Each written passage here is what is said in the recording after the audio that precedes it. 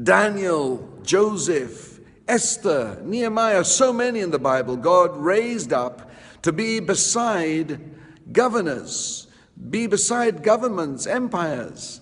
And they're praying, and the visions God gave them would often guide the fortunes and the future of these nations.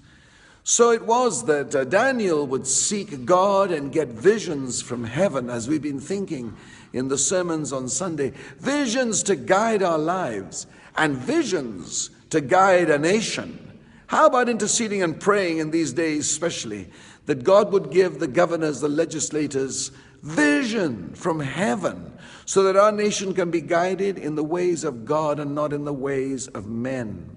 So from the palace, the presidential palace in Santiago today, we pray and intercede.